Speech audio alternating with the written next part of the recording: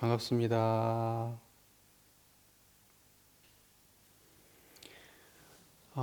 오늘은 모시선법 네 번째 시간입니다. 복습 차원에서 모시선법을 처음부터 오늘 배울 부분까지 함께 봉독을 먼저 해보고 시작하겠습니다. 제가 읽을 테니까 우리 교도님들은 눈으로 같이 따라 읽어주시기 바랍니다. 제7장 모시선법. 대범선이라 함은 원래의 분별조차기 없는 각자의 성품을 오득하여 마음의 자유를 얻게 하는 공부인 바, 예로부터 큰 도의 뜻을 둔 사람으로서 선을 닦지 아니한 일이 없나니라. 사람이 만일 참다운 선을 닦고자 할진대 먼저 마땅히 진공으로 채를 삼고 묘유로 용을 삼아 밖으로 천만 경계를 대하되 부동함은 태산과 같이 하고 안으로 마음을 지키되 청종함은 허공과 같이 하여 동하여도 동하는 바가 없고 정하여도 정하는 바가 없이 그 마음을 착용하라. 이같이 한즉 모든 분별이 항상 정을 여의지 아니하여 육근을 작용하는 바가 다 공적 영재 자성의 부합이 될 것이니 이것이 이른바 대승선이요 사막을 병진하는 공부법이니라. 그러므로 경에 이르시되 응하여도 주안법 없이 그 마음을 내라 하시었나니 이는 곧 천만 경계 중에서 동하지 않는 행을 닦는 대법이라.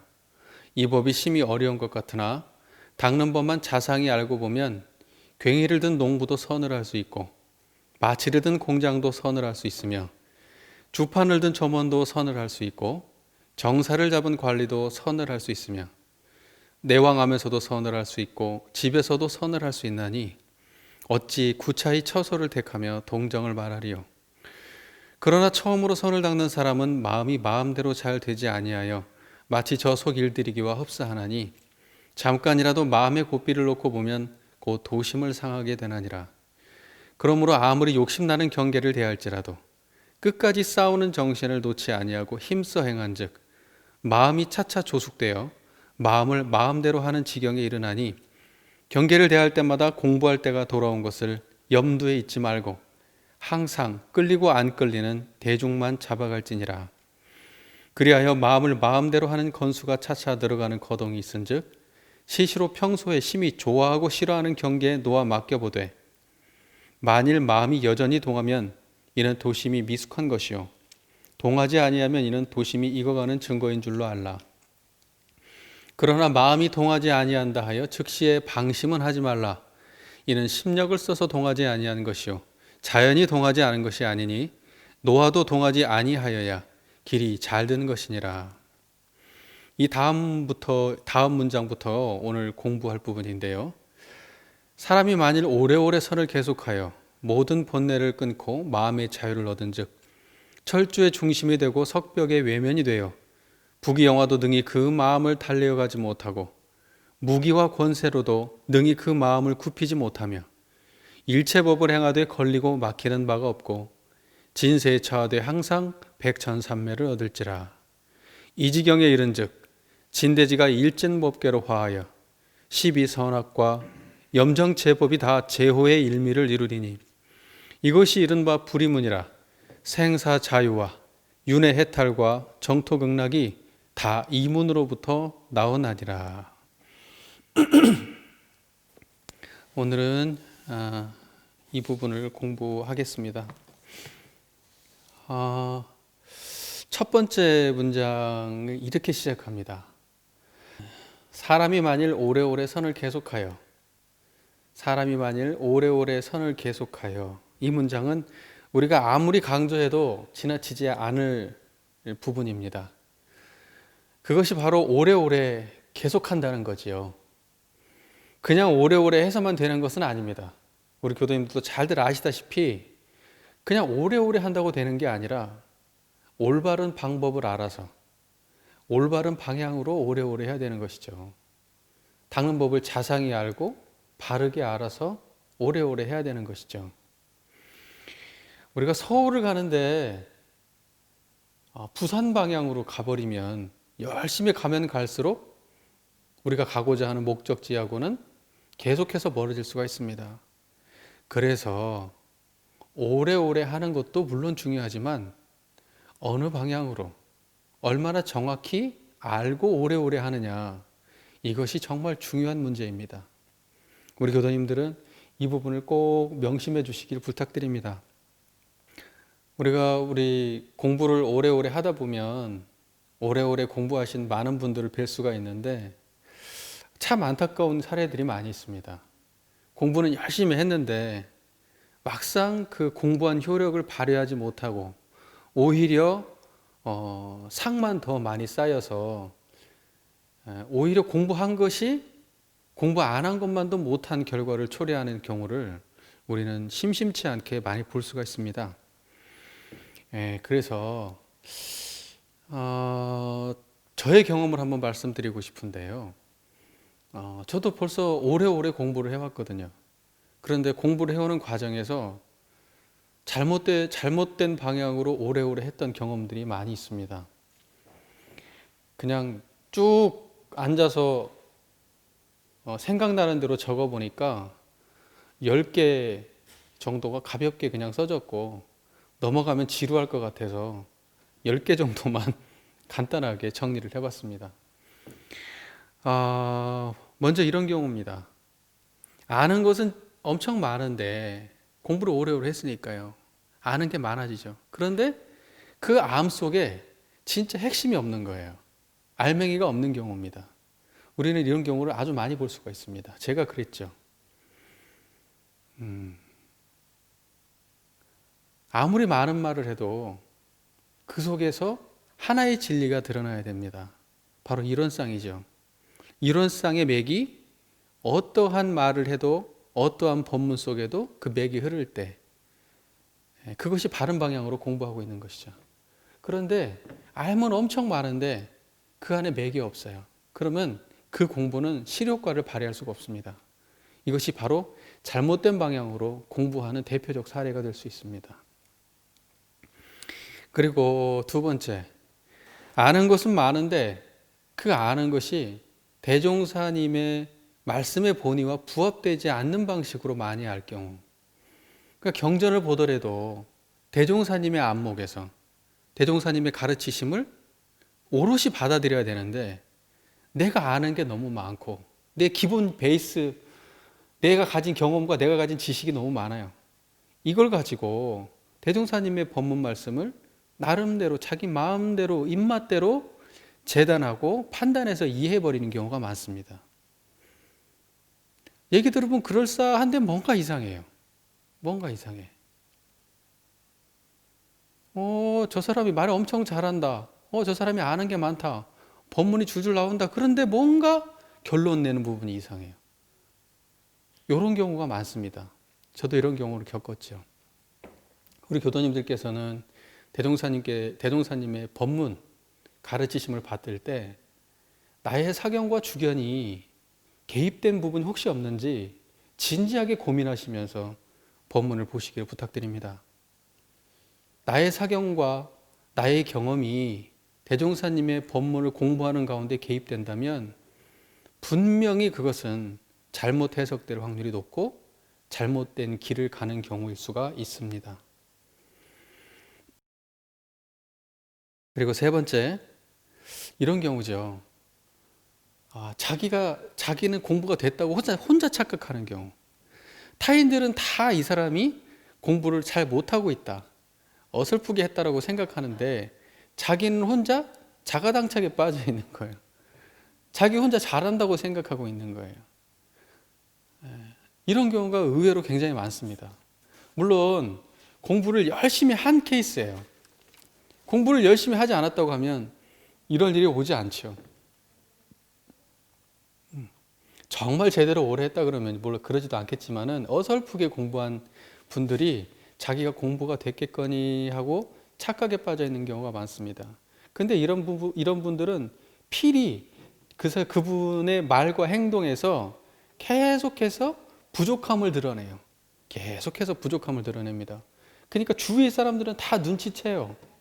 저 사람이 그렇게 자기가 생각하는 것만큼 대단하지 않다는 사실을. 그런데 자기만 몰라요. 예, 그래서 다른 사람들이 이렇게 설명을 해주고 너 이거 그렇게 하면 안 된다고 얘기해줘도 절대 받아들여지지 않습니다. 이런 경우가 정말 걱정되는 경우죠. 이런 것들이 잘못된 방향으로 가고 있는 겁니다. 그 다음에 네 번째, 실제로 희로애락의 경계를 당해서 취사의 역량이 공부 전과 별반 차이가 없을 때, 공부 전이나 공부를 오래오래 했다고 하는데 막상 보면은 별 차이가 없어요. 어찌 보면은 공부하기 전보다 더 못해요. 또 다른 형식의 상이 쌓였어요. 공부했다는 상이. 이런 경우는 정말 문제가 됩니다.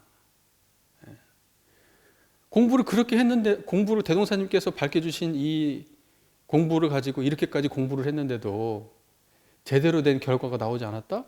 그러면 대종사님이 잘못했거나 아니면 내가 방법을 잘못 알고 있는 경우라고 볼 수가 있습니다. 대종사님이 잘못했다고 볼 수가 없으니까 우리는 내가 잘못한 것이라는 것을 인식하고 스스로에게서 문제를 찾아야 됩니다. 그래서 정확하게 이 자리가 섰을 때 제대로 방향을 잡고 공부한다고 하면은 반드시 성공하게 되어 있습니다. 반드시. 3년 했으면 3년 한 만큼 변화가 있고 10년 했으면 10년 한 만큼 변화가 있습니다. 우리 교도님들이 오래오래 공부를 하셨는데 스스로 한번 돌아보셔서 내가 이렇게까지 오래 공부를 했는데 공부하기 전하고 별 차이가 없구나라고 생각이 드신다면 지금 심각하게 내가 옳은 방향으로 공부를 했는지 돌아보실 필요가 있다. 이렇게 말씀을 드리고 싶습니다. 그 다음에 타인을 갖다가 훈계하듯이 가르칩니다. 내가 공부가 잘 됐다고 생각하는 거죠. 이러한 이야기들은 사실 공부가 전혀 안 된 사람한테 해당되는 얘기가 아니라 어느 정도 공부를 해온 사람들한테 해당되는 이야기죠. 실제로 공부를 갖다가 제대로 했으면 자기 안의 문제를 찾기도 바쁩니다. 타인을 훈계할 시간이 없어요. 그런데 공부 방향을 잘못 잡으신 분들은 자기 안에서 자기 안을 공부할 생각을 않고 타인의 행동을 가지고 판단만 하고 있습니다. 이게 공부의 방향을 잘못 잡은 하나의 또 사례가 될 수 있습니다. 그리고 타인의 공부를 평가하려고 하는 태도, 타인의 공부를 평가합니다. 자꾸 문제를 내죠. 너 이거 알아? 나는 이거 아는데. 너 이거 알아? 나는 이거 아는데. 그럼 넌 나보다 밑이야. 이런 식의 태도를 가진 사람들의 특징이 뭐냐? 자기가 타인보다 위에 올라서고 싶어하는 욕망의 노예입니다. 공부를 제대로 한다고 하면은 자기 공부하기도 바쁘죠. 앞서 말했다시피. 무슨 타인한테 문제를 내고 평가를 하고 넌 잘하네 못하네 이럴 시간도 없습니다. 그런데 제가 학부 다닐 때 저 자신을 놓고 봤을 때 저도 이런 짓을 많이 했습니다. 동기들을 놓고 후배들을 놓고 평가질을 많이 했어요. 그리고 문제를 냅니다. 너 이거 알아? 너 이거 알아? 그러면서 내가 너보다 위야, 내가 너보다 잘해 라고 하는 것을 드러내고 싶은 과시욕이 있는 거죠. 이거 공부 잘못하고 있는 겁니다. 이렇게 하다 보면 공부가 끝나요. 더 이상 공부에 진척이 없습니다. 이런 사람들이 꼭 스승이 되려고 합니다. 스승이. 그래서 아직은 내 공부가 아직 멀었다. 나는 끊임없이 공부를 해야 된다는 생각을 하는 게 아니라 마치 나는 공부가 끝난 것처럼 행동합니다. 나한테 와서 감정받아야 돼. 나한테 배워야 돼. 나한테 안 배우면 안 돼. 나한테 감정 안 받으면 안 돼. 내가 스승이고 니네들은 배워야 될 사람이야. 라고 하는 태도를 가지는 사람들. 이런 사람들은 공부가 끝난 사람들이에요. 더 이상 진척이 있을 수가 없습니다. 우리는 이런 경우를 교단 안에서 굉장히 많이 찾아볼 수가 있습니다. 저도 그런 사람 중에 한 사람이었고요.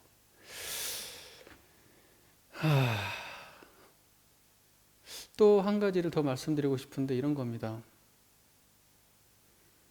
성불재중 한다고 해놓고서 막상 자기 욕망을 실현하는 도구로 성불재중이란 말을 쓰는 경우죠.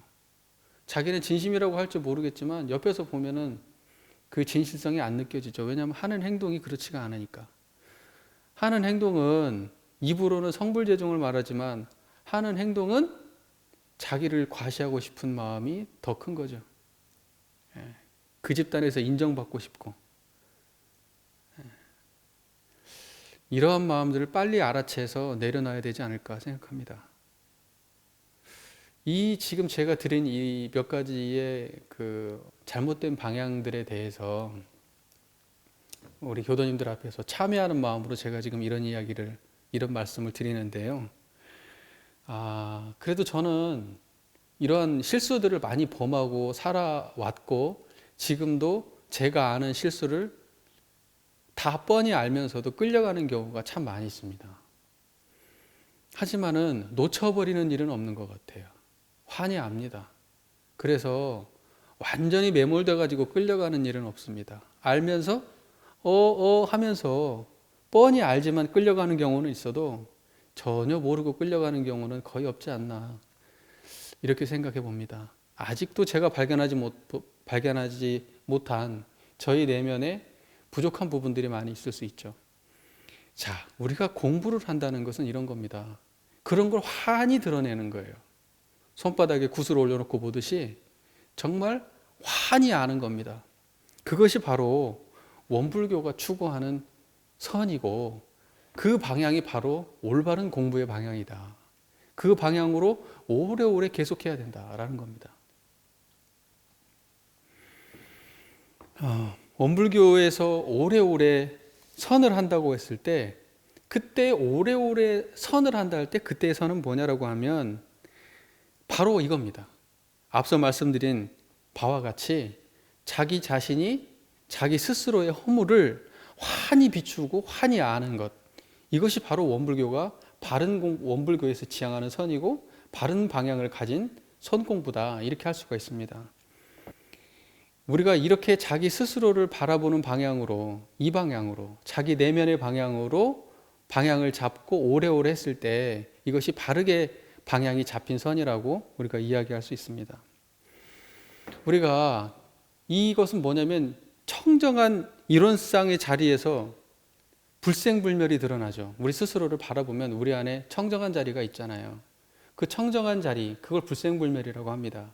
그 불생불멸의 자리에서 인과보응이 훤히 드러나고, 그 인과보응이 훤히 드러난다고 할 때 방향을 잘 잡은 거예요.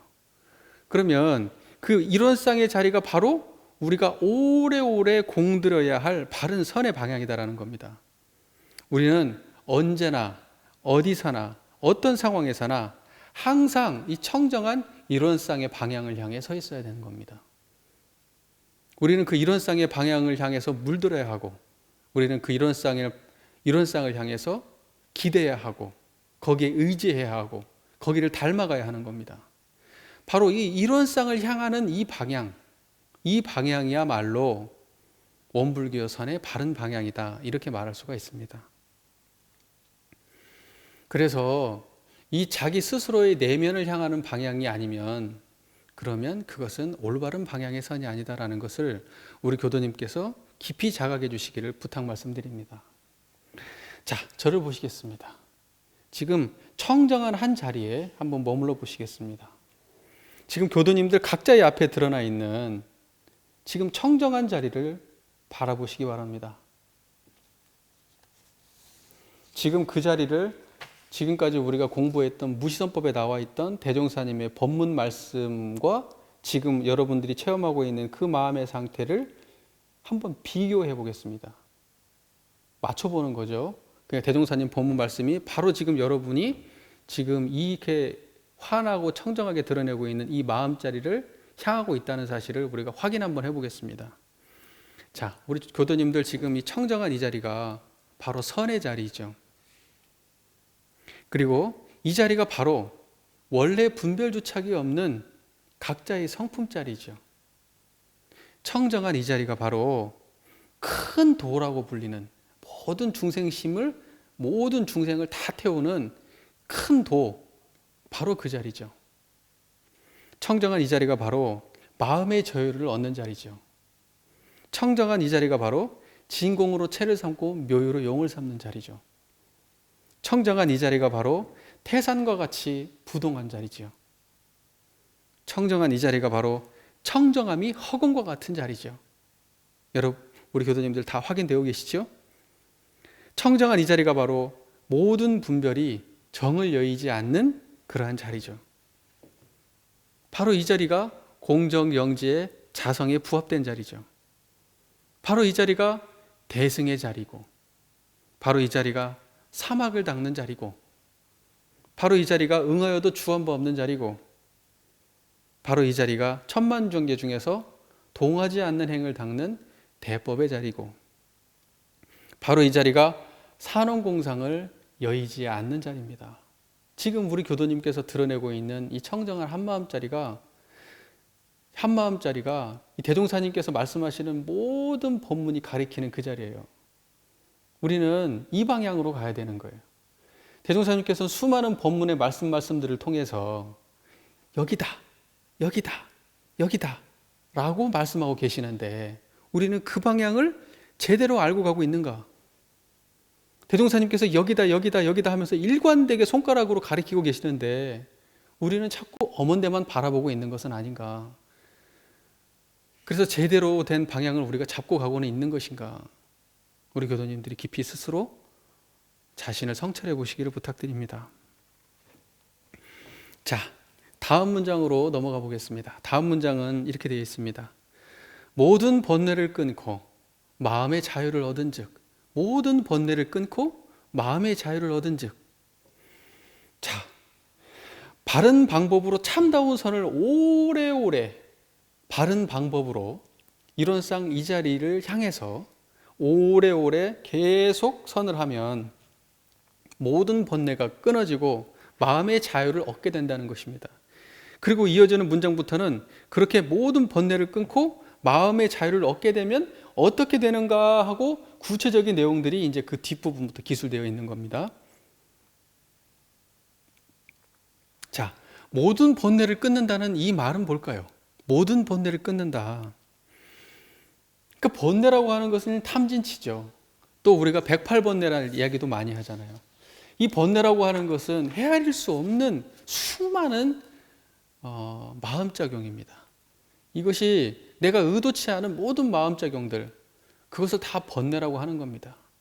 그 모든 번뇌의 뿌리를 보면 거기는 탐진치예요. 탐진치의 뿌리를 보면 그 욕망이죠.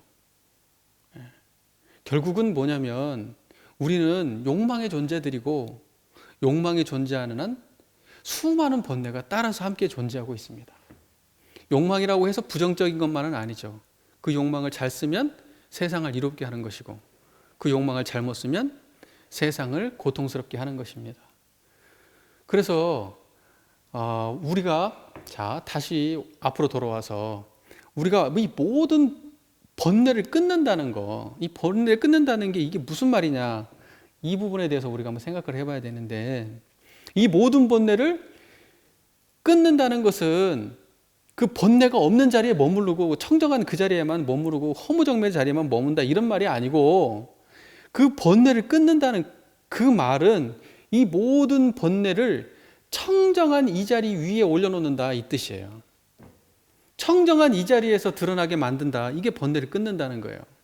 모든 번뇌를 갖다가 청정하게 다 알아차리고 그 청정하게 알아차린 자리를 끌려가지 않고 청정하게 알아차림으로써 그 번뇌에 끌려가지 않고 끌려가지 않음으로써 그 번뇌를 갖다가 온전하게 구현해서 세상에 유익 주는 방향으로 이 세상에 시비애를 바르게 구현하는 방향으로 오히려 번뇌를 활용할 수 있을 때 우리는 이럴 때 그 번뇌를 끊고 마음의 자유를 얻었다 이렇게 이야기하는 겁니다.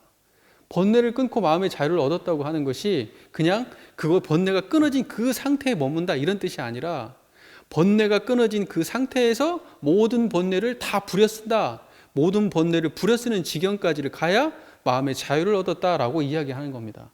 적어도 그게 원불교에서 이야기하는 마음의 자유입니다. 우리가 아무런 생각 없이 문장을 그냥 읽어버리면요, 단지 번뇌가 없는 허무정면의 자리에만 머무른다, 이것이 번뇌를 끊는 것이다 라고 생각할 수가 있어요. 아무 생각 없는 상태, 아무 고통이 없는 상태, 아무런 경계가 없는 상태. 그리고 이러한 것이 마음의 자유라고 착각할 수도 있습니다. 하지만 원불교는 그런 종교는 아니에요. 이렇게 정멸의 자리, 열반의 자리, 해탈의 자리에 그냥 머물러서 거기에 안주해버리는 순간 또 다른, 그 자체가 바로 또 다른 순경이라고 하는 또 다른 번뇌가 되는 겁니다. 그 자리 자체에 머무르는 순간 그것은 또 하나의 감옥이 되고 제약이 되고 묶인 바가 되는 것입니다. 진짜 마음의 자유는요, 번뇌에도 머물지 않는 겁니다. 진짜 마음의 자유는요, 번뇌를 끊음에도 머물지 않는 거예요. 번뇌에도 머물지 않고 번뇌를 끊어버림에도 머물지 않을 때 우리는 진정한 자유라고 합니다. 자유에도 머물지 않고요, 부자유에도 머물지 않을 때가 진정한 자유라고 하는 겁니다. 이것을 보고 번뇌를 끊었다고 하는 것이고 마음의 자유를 얻었다고 하는 것입니다. 다시 말해서 번뇌 그대로 문제가 없어야 진정한 자유라는 겁니다. 번뇌가 있는 그대로, 어떤 번뇌가 있든지, 어떤 천만 경계가 있든지 경계 그대로, 번뇌 그대로 아무 문제 없어야 돼요. 이게 마음의 자유입니다. 번뇌가 없고 경계가 없는 상태를 유지하는 것이 마음의 자유가 아니라 이 말입니다. 번뇌를 지혜로 사용할 수 있을 때, 번뇌를 가지고 세상을 건지는 하나의 도구로 쓸 수 있을 때, 그때가 자유입니다. 번뇌는 없어지는 게 아닙니다. 부려 쓰는 것이죠. 우리가 번뇌에 물들지 않는 청정한 이 불생불멸의 자리를 우리가 신주단지처럼 모신다고 하면 그것도 얽매인 겁니다. 대종사님의 서원을 놓고 본다고 하면, 물론 대종사님의 서원이 우리 모두의 서원이죠. 대종사님의 포부, 대종사님의 경륜, 대종사님의 그 광대무량한 그 마음을 놓고 본다고 하면 사실은 이 청정하다고 하는 거, 이 불생불멸자리라고 하는 거, 모든 수도인들이 그렇게 깨닫고자 노력하는 그 자리도 결국은 광대무량한 낙원으로 건설하기 위한 하나의 도구에 불과하는 거예요. 이게 대종사님의 광대무량함입니다. 이게 스케일이에요. 자, 이 청정함을 이용해서 왜 이게 도구냐? 이 청정함의 도구를 이용해서 우리가 번뇌를 알아차리고, 이 청정한 도구를 이용해서 그 번뇌에 끌려가지 않고, 이 청정한 도구를 이용해서 그 번뇌를 지혜로 바꿔내고, 또 이 청정함을 이용해서 그 바꿔낸 지혜를 세상에 구현하고, 바로 그래서 이 청정함이라고 하는, 불생불멸이라고 하는 우리 마음자리를, 우리 이 자리를 완벽하게 파랑고일체 생명을 광대무량한 낙원으로 만들기 위한 서원의 도구로 쓸 수 있을 때 우리가 진정한 자유를 얻었다 할 수 있는 겁니다. 그래서 어설프게 공부한 사람들이 불생불멸 하는 거예요. 대종사님께서 말씀하십니다. 앞으로 견성은 10세 전으로 해가지고 나온다는 거예요. 그래서 깨닫는다. 결국 깨닫는다는 게 불생불멸 자리를 아는 걸 깨닫는다고 하는데, 견성 그러면 이 자리 불생불멸 알아야 견성이라고 하는 겁니다. 이것이 인생의 목적인 것처럼, 이것이 다인 것처럼, 무슨 열반이 끝이고 해탈이 끝인 것처럼 얘기하면 안 돼요. 불생불멸은 끝이 아닙니다. 그것은 이제 공부 시작한 거예요. 적어도 국량이 큰 사람, 서원이 큰 사람은 그 자리를 아는 것을 끝으로 생각하지 않아요. 아, 이제 공부 시작이구나. 이렇게 생각이 들 때 그 사람이 바른 공부길을 가는 사람입니다. 우리 교도님들도 이 대종사님처럼 이렇게 광대한 그런 서원을 가지셔야 됩니다. 그랬을 때 이런 거 불생불멸 아는 것 정도는 가볍게 넘어가고, 이제 세상에 어떻게 구현할 거냐, 이걸 고민해야 되는 겁니다. 이게 원불교죠. 자, 이 문장을 정리하겠습니다. 원불교의 무지선법이라고 하는 것은 번뇌를 없애는 것이 아니라 번뇌 속에서 번뇌를 온전히 사용해서 이 세상을 광대무량한 낙원으로 만드는 것, 바로 이것이 원불교의 선이다. 이것이 모든 번뇌를 끊고 마음의 자유를 얻는 것이다. 우리 교도님들께서 이 부분을 명심해 주시기를 부탁드립니다. 그 다음 문장을 보겠습니다. 철주의 중심이 되고 석벽의 외면이 돼요. 부귀영화도 능히 그 마음을 달래어가지 못하고 무기와 권세로도 능히 그 마음을 굽히지 못하며. 여기 철주라는 말은 쇠기둥을 말하죠. 쇠기둥. 철주의 중심이라는 건 쇠기둥의 중심이를 말합니다. 철주의 중심이라는 말을 썼다는 것은 우리 이 일원상의 청정한 이 자리가 흔들리지 않는 자리라는 것을 말해요. 이렇게 공부를 오래오래 해가지고 제대로 공부를 하게 되면은 그 자리가 철주의 중심이 된 것처럼 바르게 서서 흔들리지 않게 된다, 이 말이에요. 그 다음에 석벽의 외면이라는 말을 썼는데, 석벽이라는 것은 우리 그 돌로 된 벽면을 말하죠.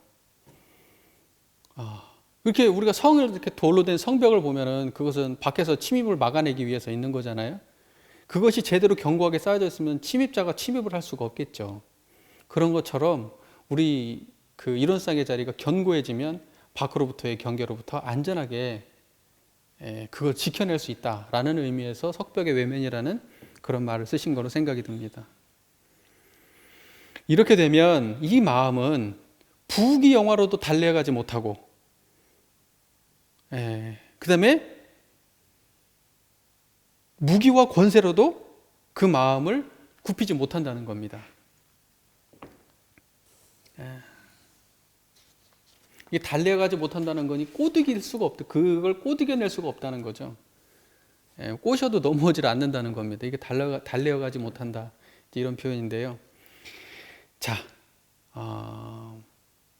이 말은 뭐냐면은요, 이 말은 오직 정의행을 할 뿐이지 불의는 행하지 않는다, 이런 뜻입니다. 정의행을 할 뿐이지 절대 불의를 행하는 일이 없다. 아무리 누군가가 와가지고 나한테 부귀영화를 누리게 해준다고 해도 절대 굽히지 않는다. 누군가가 나에게 힘과 또는 권력을 통해서 압제하려고 해도 절대 굽히는 바가 없다, 라는 겁니다. 정의행을 하는 데 있어서, 선업을 짓는 데 있어서 그렇다는 거죠. 세상을 보면은요, 우리 교도님들 잘 보시면 세상을 보면 부귀영화와 무기와 권세에 수도 없는 사람들이 무너지는 걸 볼 수 있습니다. 거기에 무너지지 않는 사람들이 거의 없죠. 다 거기에 무너져 있습니다. 우리 모든 중생들은 다 부귀영화의 노예이고 다 무기와 권세의 노예입니다. 근데 말이에요, 정말 이런 사람들 중에서도 정말 더 노예인 사람들, 더 부귀영화의 노예이고 더 무기와 권세의 노예인 이러한 사람들이 꼭 윗자리에 올라가요. 그런 사람들이 윗자리에 올라가면 모든 중생이 괴롭습니다. 내적으로 미성숙한 이러한 사람들, 내적으로 미성숙하다는 것은 뭐냐면 이러한 거에 끌려가 버린단 말이죠. 쉽게. 자기 가치를 모르고 그런 것들을 정말 그 옳음의 가치를 지키지 못하고 쉽게 이런 거에 넘어가 버려요. 그리고 정당화하기 위해서 막 오만 계략을 다 꾸미고 그런 짓을 합니다. 내적으로 미성숙한 이런 사람들은 돈을 많이 가지면 안 되고, 이런 사람들이 돈을 가지면 그 돈으로 파란고 일체 중생을 이 세상 많은 사람들을 갖다가 괴롭게 만듭니다. 고해로 만듭니다. 이런 사람들은 권력을 가지면 안 돼요. 권력의 노예들이 권력을 갖게 되면 그 권력으로 수많은 중생들이 괴롭습니다. 이런 사람들이 명예를 가지면 안 돼요. 이런 노예들이 이 명예를 갖게 되면은 수많은 중생들이 이 사람 때문에 괴롭습니다. 그럼 어떻게 해야 되느냐? 수많은 사람들이 이 선을 제대로 공부해서 이런 쌍자리를 제대로 알아서 이러한 그 무기와 권세로도 그걸 갖다가 굴복시키지 못하고 부귀영화도 그 마음을 달래어가지 못할 그 마음을 알아서 그러한 사람들을 보면 환히 알아채 버려야 돼요. 그런 사람들이 그 자리에 있지 못하도록 만들어야 됩니다. 그게 우리가 해야 될 일이에요. 그렇게 됐을 때 이 세상이 파란 고해에서 광대무량한 낙원으로 바뀌는 겁니다. 그러니까 선이라고 하는 것을 단지 그냥 나 혼자 행복하고 이런 걸로 생각하시면 그거는 원불교가 얘기하는 선은 아닙니다. 선은 반드시 이 세상을 바꾸는 데까지 기여해야 되는 겁니다. 우리가 신앙하고 수행하는 이유는 그거예요. 이 세상을 광대무량한 낙원으로 만들기 위한 겁니다. 우리가 그런 것부터 명확하게 세워야 바른 선을 할 수가 있는 겁니다. 자, 다음으로 넘어가겠습니다. 일체법을 행하되 걸리고 막히는 바가 없고, 일체법을 행하되 걸리고 막히는 바가 없고. 우리가 일체법이라고 나오는데, 이 일체법이라는 것은 일반적으로 그 유의법과 무의법을 합쳐서 일체법이다 이렇게 말합니다. 유의법이라고 하는 것은 생멸하는 세계, 생멸하는 것을 유의법이라고 하고, 무의법이라고 하는 것은 불생불멸의 세계를 무의법이라고 합니다. 그런데 일체법이라고 할 때는 이 유의법과 무의법을 동시에 일체법이라고 합니다. 그러면 생멸과 불생불멸이 동시에 드러난 이것을 일체법이라고 하는데, 그때 일체법이라고 하는 것은 이런 쌍자리를 말하는 겁니다. 이런 쌍자리야말로 생멸과 불생불멸이 다 드러난 자리죠. 고스란히 드러난 자리, 있는 그대로 다 고스란히 드러난 이 자리, 이것이 바로 일체법을 행한다 이렇게 말하는 겁니다. 그러니까 이 일체법을 행하는데 걸리고 막히는 바가 없는 거예요. 다시 말해서 이런 이 자리 가지고 삶을 살아내고 이 세상을 올바르게 하는데 걸리고 막히는 바가 없어져요. 자, 우리가 이 일체법이라고 하는 것을 방금처럼 이런 쌍으로 이렇게 해석할 수도 있지만은, 우리가 사회적으로 보면 정의행이라고 해석할 수도 있습니다. 그러니까 정의행을 행하되, 일체법이라고 하는 것은 뭔 일체법이냐? 정의행을 말한다. 또 일체법이라 할 때 뭘 일체법이라고 하느냐? 선업을 말한다. 우리가 이런 것을 행하되 걸리고 막히는 바가 없다라는 겁니다. 이것이 바로 올바르게 선을 하면 이렇게 된다는 거죠. 자, 그 다음 문장을 보겠습니다. 진세에 처하되 항상 백천삼매를 얻을지라. 진세에 처하되 항상 백천삼매를 얻을지라. 우리가 진세라고 하는 것은 말 그대로 티끌 세상을 말합니다. 티끌 세상. 티끌 세상이라는 말을 사전에 찾아보면 이렇게 정의가 되어 있습니다. 정신에 고통을 주는 복잡하고 어수선한 세상. 정신에 고통을 주는 복잡하고 어수선한 세상을 진세다 이렇게 말합니다. 원불교적인 표현으로 한다고 하면 파란고의 일체 중생이 사는 이 세상, 중생들이 사는 이 속세를 진세라고 하는 겁니다.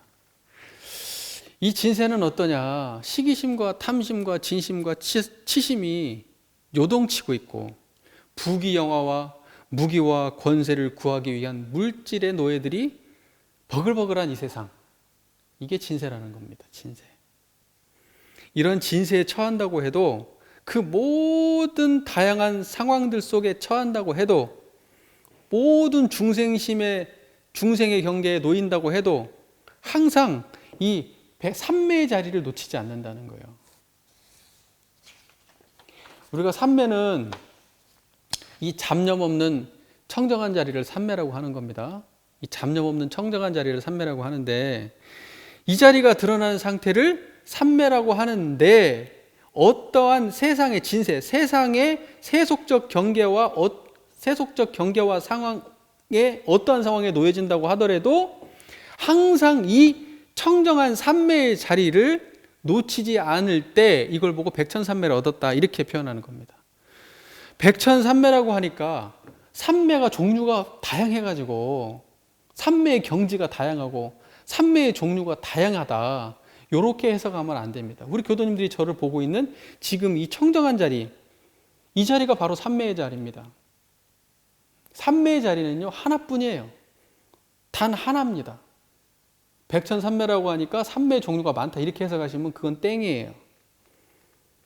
이 삼매의 자리가, 이 하나의 삼매의 자리가 모든 경계의 응용에 있는 이 모습을 보고 백천삼매다 이렇게 표현을 합니다. 가령 예를 들면 이런 겁니다. 볼 때는 보는 삼매, 들을 때는 듣는 삼매, 말할 때는 말하는 삼매, 행동할 때는 행동하는 삼매,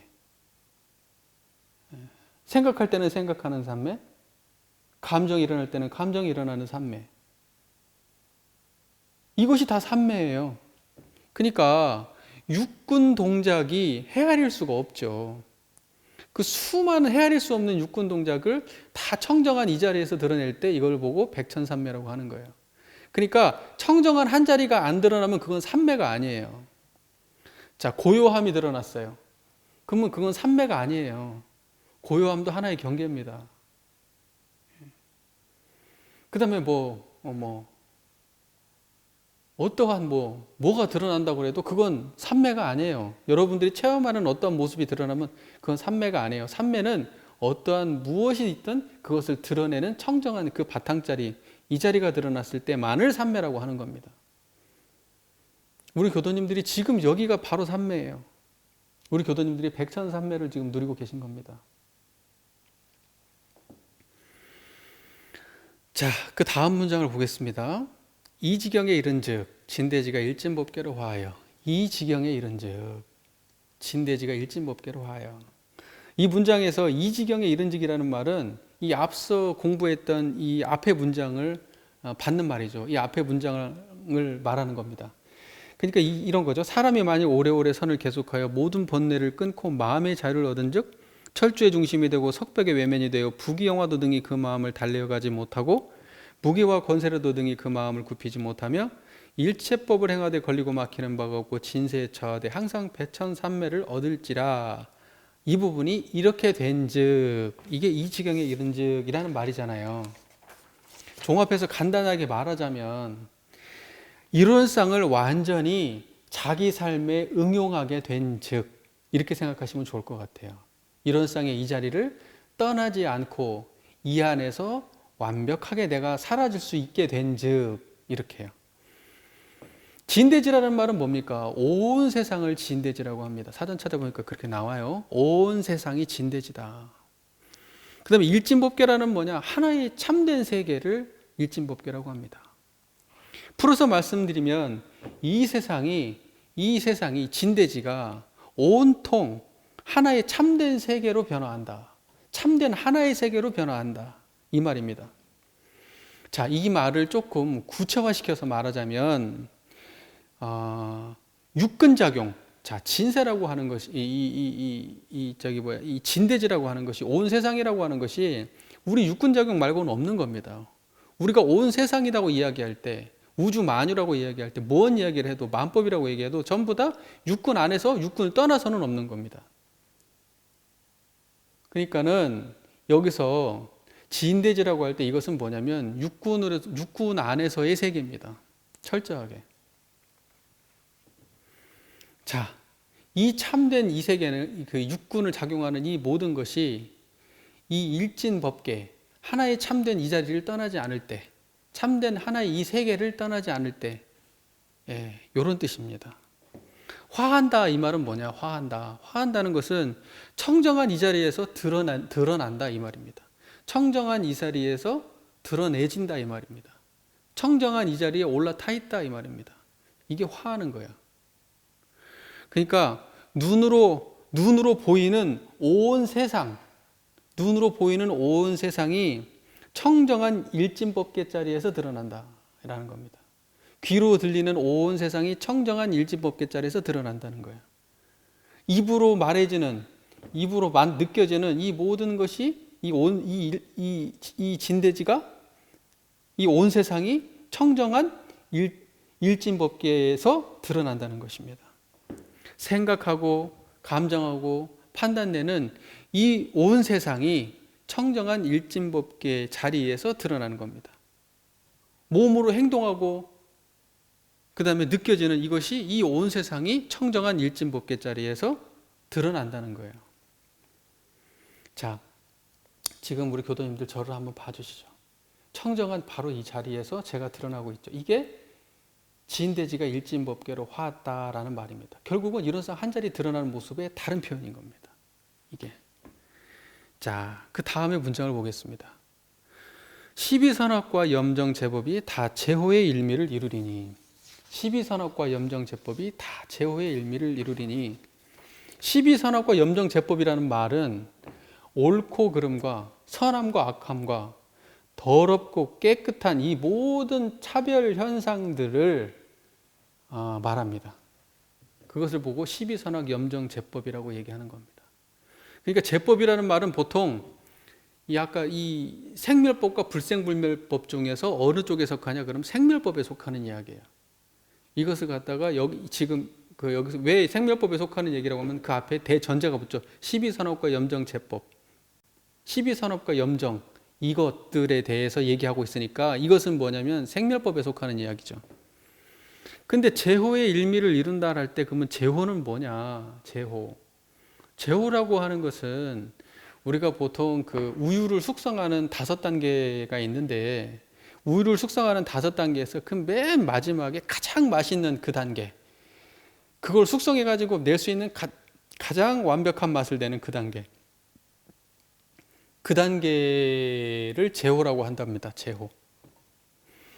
저도 그 러시아에 있으면서 이런 경험을 했는데 한국에서는 그렇게까지는 아닌데 보니까 러시아에서는 그래요. 우유에서부터 그 우유가 이제 발효되고 그러면 이제 단계가 있잖아요. 그러면 단계 상품들이 다 따로 나오더라고요.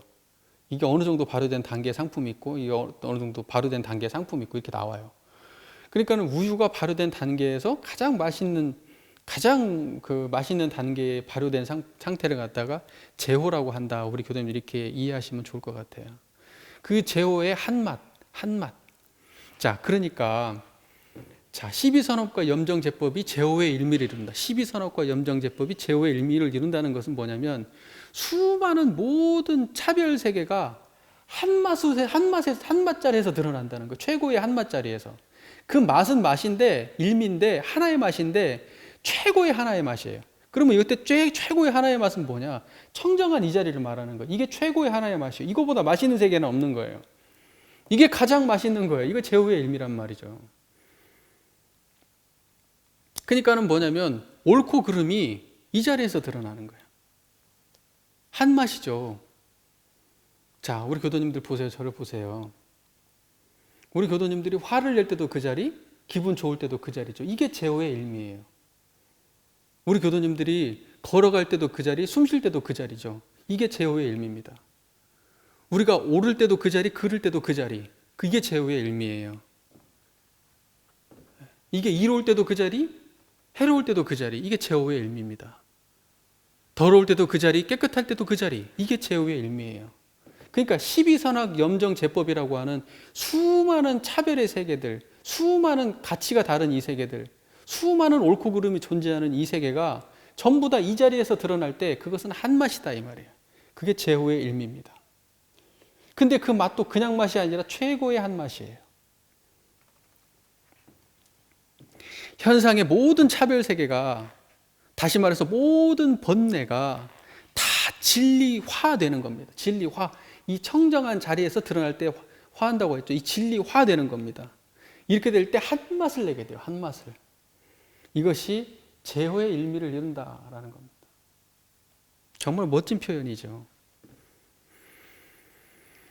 자, 그러니까 앞에서 이런 표현이 있죠. 12선악과 염정제법이 다 제호의 일미를 이룬다 이 말하고 진대지가 일진법계로 화한다 이 말이 다 같은 말입니다. 진대지가, 이 차별 세계가, 이 변화의 세계가, 이 유의의 세계가 이 무의의 세계와 만나서 이것이 무의의 한맛으로 드러나게 되는 거예요. 이것이 바로 진대지가 일진법계로 화하는 겁니다. 자, 그 다음의 문장을 보겠습니다. 이것이 이른바 불이문이라 생사자유와 윤회해탈과 정토극락이 다 이문으로부터 나오나니라. 이것이 이른바 불이문이라 생사자유와 윤회해탈과 정토극락이 다 이문으로부터 나오나니라. 불이문이라고 하는 건 말 그대로 둘 아닌 문, 이걸 불이문이라고 합니다. 따로따로가 아니라 둘 아닌 문. 자, 그렇다면 이 둘이 뭐고 둘이 하나로 드러나는 불이문이라는 건 이건 뭐냐? 둘 아닌 자리는 결국 이 자리를 말하는 거죠. 우리 교도님들이 답을 다 아시고 이 얘기를 듣는 순간 바로 답을 아시겠죠. 그러면 이제 설명을 한번 해보죠. 왜 둘이 아니냐라고 하는 겁니다. 그러니까 둘은 뭐냐 여기서 불이할 때 그 둘이 있는데 그 둘이 하나다. 지금 이걸 설명하고 있으니까 지금 그렇게 한번 해보시죠. 자, 우리 교리상에서 한번 이것을 한번 따져보겠습니다. 불이문이라 그런 것은 인과보응의 세계와 불생불멸의 세계, 이것이 둘이 아니다. 이것이 동시에 드러나 있다. 이게 불이문입니다. 또 무상과 유상이 둘이 동시에 드러나 있다. 이게 불이문입니다. 또 유와 무가 동시에 드러나 있다. 이게 불의문입니다. 그 다음에 물질과 정신, 이것이 동시에 드러나 있다. 이게 불의문입니다. 유의법과 무의법, 유의법과 무의법이 동시에 드러나 있다. 이게 불의문입니다. 생멸과 진여가 동시에 드러나 있다. 생멸법과 진여법이 동시에 드러나 있다. 이게 불의문입니다. 자, 오늘 배운 문장을 놓고 본다면 오늘 저희가 공부한 문장 속에서는 어떻게 되어 있냐? 일체법을 행하되 걸리고 막히는 바가 없다. 이게 동시에 드러나 있는 겁니다. 이게 불의법입니다. 진세에 처하되 백천삼매를 얻는다. 이게 불의법입니다. 진대지가 일진법계로 화한다. 이게 불의법이고, 십이선업과 염정제법이 다 제호의 일미를 이룬다. 이게 불의법입니다. 생사와 자유가 동시에 드러나는 게 불의법이고, 윤회와 해탈이라고 하는 전혀 다른 것이 동시에 드러나는 게 불의법입니다. 우리 교도님들 안에서 드러나는 모든 것, 생사법이 됐든 불생불멸법이 됐든 그거 전부 다 한 자리에서 드러나고 있습니다. 바로 이 자리죠. 청정한 이 자리. 바로 이 자리를 갖다가 불의문이라고 하는 것입니다. 이 둘아닌 문에서는 없는 것이 없고, 이 모든 것은 이 둘아닌 문을 통해서 나오지 않는 것이 없습니다. 대종경 성례품 4장에 이렇게 말씀하십니다. 대종사 말씀하시기를 큰 돈은 이 자리를 말하죠. 이런 쌍자리. 이 자리는 원흉하여. 원흉하다는 것은 뭐냐면 이렇게 막 섞여 있다는 거지 따로따로가 아닙니다. 그것이 함께 섞여 있어서 유와 무가 둘이 아니요.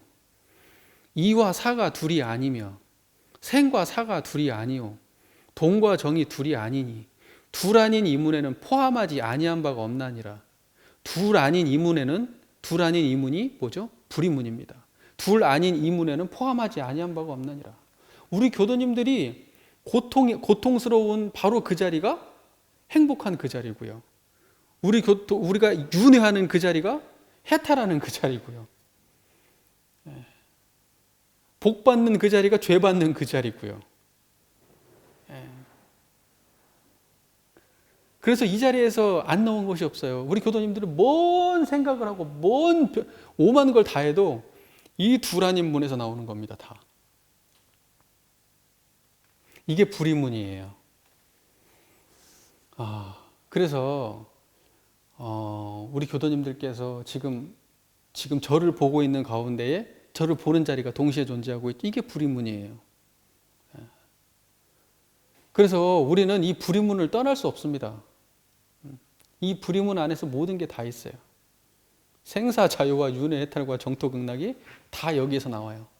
여기서 안 나오는 게 없어요. 우리가 그 부분을 우리 교도님들이 잘 명심하시길 부탁드립니다. 우리가 이론 쌍자리를 안다고 하는 것은 그것은 정말 제대로 된 방향을 잡은 것이고요. 이론 쌍자리를 안다고 하는 것은 세상 모든 것이 다 이 문으로부터 나온다는 것을 안다는 것이고, 이론 쌍자리를 안다고 하는 것은 모든 정의가 이 문으로부터 나온다는 걸 안다는 것이고, 이론 쌍자리를 안다는 것은 모든 선이 여기를 통해서 나온다는 걸 안다는 것입니다. 우리 교도님들께서 이 한 자리에 의지하셔서 정말 광대무량하고 영원불멸하고 이 세상을 광대무량한 낙원으로 만들기에 조금도 부족함이 없는 이 자리에 의지하셔서 하루하루 순간순간을 살아내시기를 부탁드립니다. 그 시간이 길어질수록 여러분들은 더 깊어지며 넓어지며 한 발짝 더 나가서 이 세상이 광대무량한 낙원으로 이끄는 세상이 될 때까지 우리 교도님들이 한 발짝도 물러나지 않는 그러한 신법을 알게 되실 겁니다. 경청해 주셔서 감사합니다.